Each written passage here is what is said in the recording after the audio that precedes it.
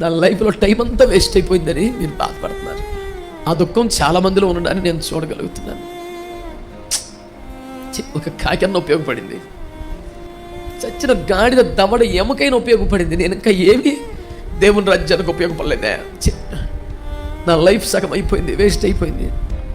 ఇప్పుడు మొదలెట్టాలి, నేను సక్సెస్ అవుతానా లేదా? చాలా వేస్ట్ అయిపోయిందిగా లైఫ్ అనిపిస్తుంది. అందుకనే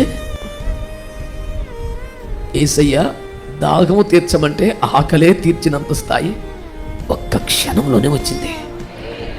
పోయిన దాని గురించి అడవకు, టైం వేస్ట్ అయిపోయిందని బాధతోనే అలాగా చచ్చిపోకు.